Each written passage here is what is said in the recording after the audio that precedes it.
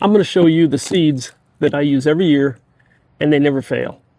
I'm also going to show you exactly how they look in the garden right now. Stick with me. First off, let me show you how I organize my seeds.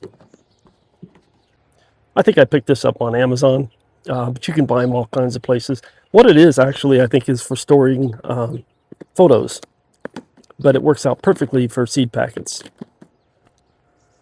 I just put some painter's tape on here to tell me what type of seed's inside from this angle. And then you keep everything organized, dry. I put a few of those moisture packets in here to kind of keep it dry through the winter. And that's how I store my seeds.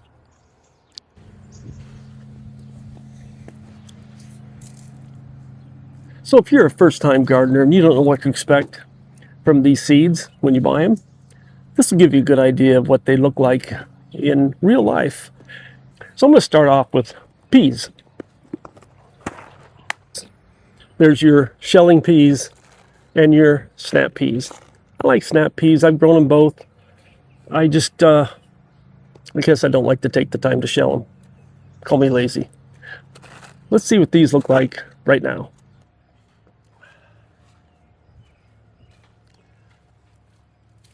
You see how they climb up here? It's getting to be late in the season for peas. They're cold weather crops. They like the cool weather. But I'm still getting some here. We have had a cool June, so they're still producing. But yeah, they're still putting off flowers. And getting some pea pods here.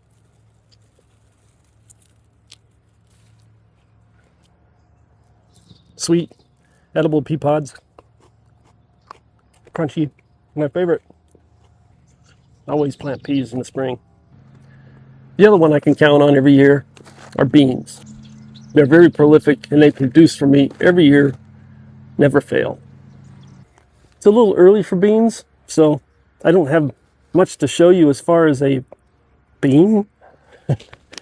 But these will send up little tendrils up here and start to climb up this, and I should have beans all the way up the side of this old greenhouse. Beans are very prolific. All these little flowers you see are going to be a bean. And as long as you just keep picking them, they keep giving. I grow beans every year, and they're one of my biggest producers of anything. That and tomatoes, when tomatoes do well. Oh, and peppers. Probably top 3 right there. My other go-to are greens. Lettuces, kale, Swiss chard. They never fail me, and they're easy to grow. Show you what they look like right now in the garden. Swiss chard, one of my favorites. Really produces well. I've never seen a pest on it, and it just grows so well. It just keeps growing all summer long. Produces a lot of food, and it's really a pretty plant. I mean, look at the red stalks. It's just a beautiful plant, and good for you. If you want a green that's really dependable and produces a lot, Swiss chard. It's a go-to every year in my garden. Look at that beautiful yellow chard. Isn't that color beautiful? Swiss chard.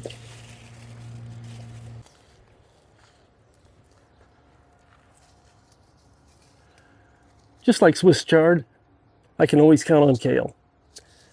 I get a little bit more buggy problems from these. You know, the worms get in them once in a while. The little cabbage worms. But they grow so strong that I don't think the worms can keep up with them. But this is your dinosaur kale. It's got pretty thin, narrow leaves. Really pretty plant. And this is the red Russian kale. A little bit different. Also a very pretty plant. Got them ruffled edges. And that's the red Russian kale, and it's always done well for me. I did a video earlier this year after a frost, showing this plant only this big and wondering if it was going to make it. And now here it is. It made it. Lettuces. A lot of my lettuces are getting on in the season now. When it gets warm, they start to go to seed. But this was all lettuce, or is all lettuce, but it's starting to get heads on it now. It's nearing its end, but you can see how much lettuce you get just from planting a couple of different areas of lettuce. Yeah, you can still eat this, but it starts to turn a little bit bitter.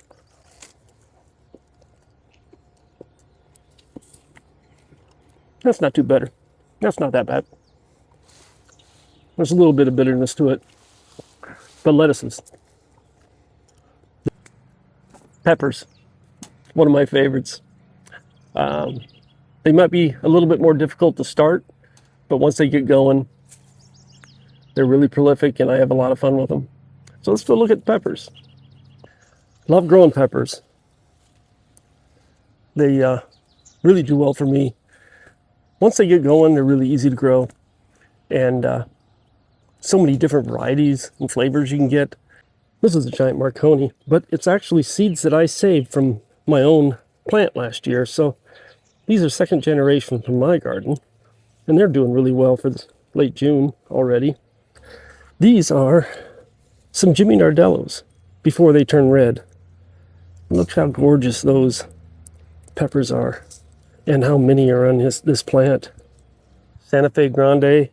Look how many peppers are going to be on this thing. It's already loading up. It's the end of June.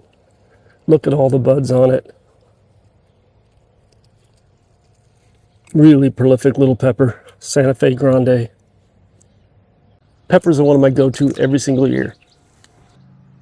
Another go-to every year for me is carrots. Again, they take a little bit of time to start, but once they get going, they never fail me. Let's check out some carrots. I grow them every year. Once they get established, they really take off. And I've always had good luck with them. I've had no pest bother them. And these need thinning anyway, so I'll just pull one up. It's going to be a little tiny carrot, but they need to be thinned. But carrots, they're one of my go-tos every year. And I know they're not expensive in the store, but if you haven't tasted a homegrown carrot, try it. It's so much sweeter, so much more flavor.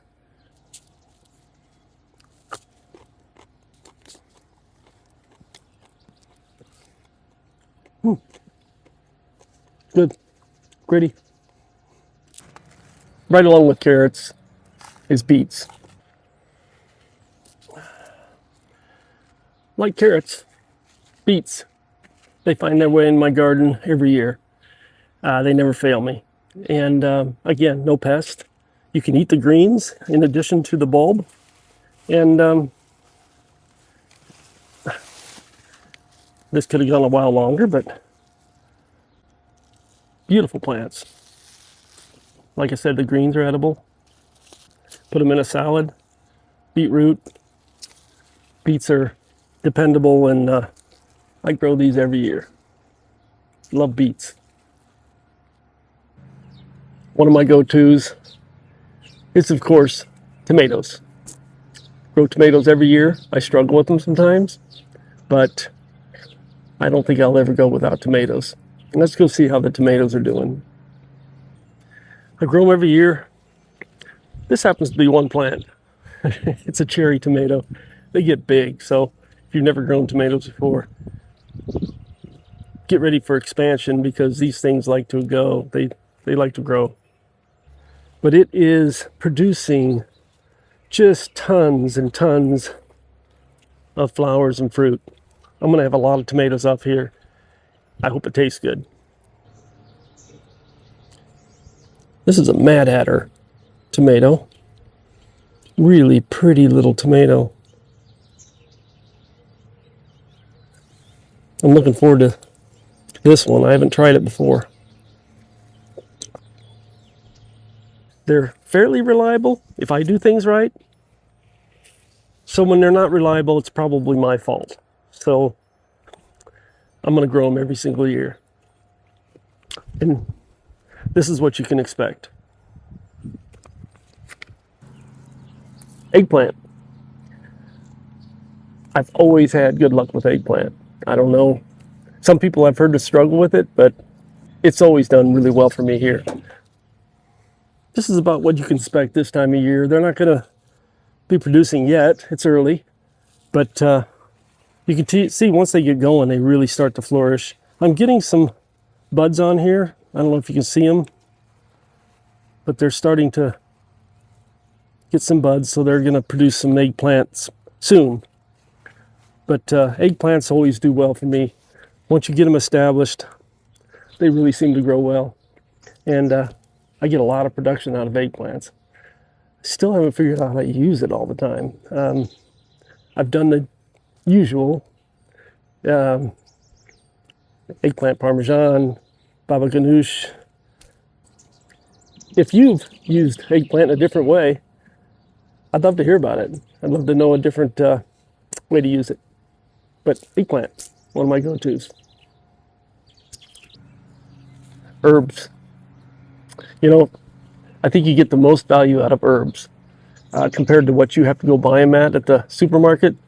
Growing your own herbs can save you a lot of money. Check out some of the herbs I'm growing. These are all different types of basil. And herbs are easy to grow. And I think, again, for what they cost in the store, I think ounce for ounce, pound for pound, whatever, however you want to put it, herbs are probably one of the best things you can grow in the garden. I get a lot of use out of my herbs. Here's some parsley, different types. Here's a curly parsley and a regular parsley, Italian parsley, mixed in with these strawberries. But use this parsley all summer long. And in this same bed with the parsley, dill. It's easy to grow. And when I make pickles this year out of the cucumbers, I've got my own dill.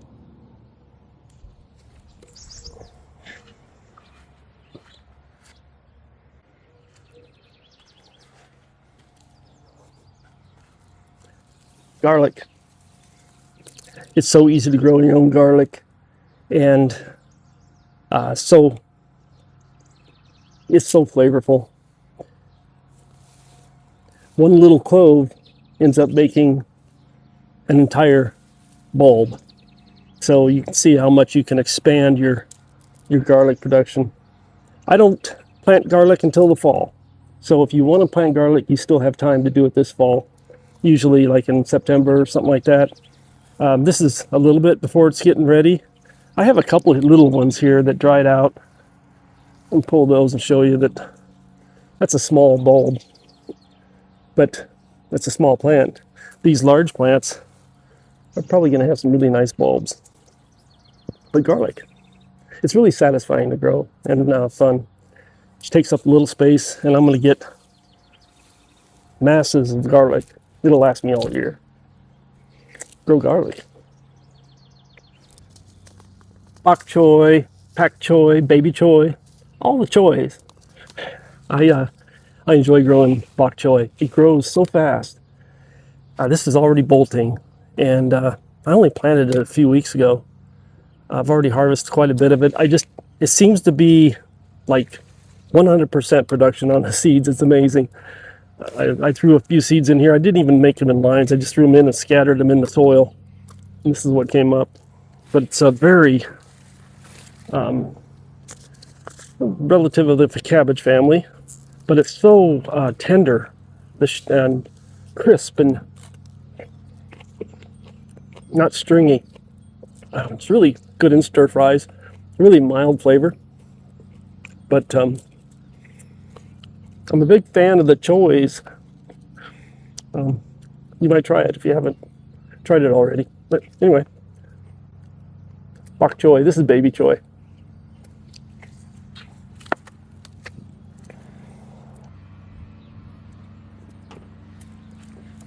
The other thing I like to include in my garden is flowers. And I've planted a lot here. I've got a few coming up, but right now, this time of year, they haven't bloomed yet.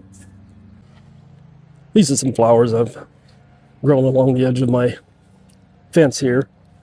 Pretty tightly packed, but it's zinnias, nasturtiums, marigolds, cosmos, all mixed together. So this should be a pretty little border when it starts to bloom. I also have a line of zinnias in the middle of these beans here. So they should outclimb the beans and help bring the pollinators to this overgrown bed. I always grow nasturtiums. They're a beautiful little flower. Kind of tucked away in here, but there's one right there. Beautiful little flowers. Not only that, they're edible. Very peppery. Delicious. Put them in your salads. Nasturtiums, cool flower. Whew. It's got a bite.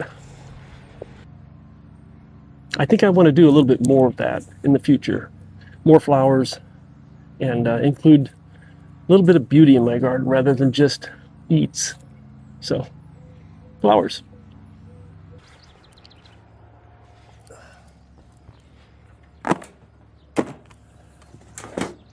So there you have it. Just a quick little breakdown of the vegetables I grow every year to create this garden. I thought it would be kind of cool to show you what they look like this time of year. Some of them will look different later when summer comes, late summer comes.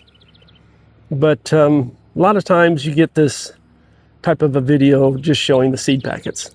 And I thought I'd show you what each one looks like at this point in the garden year.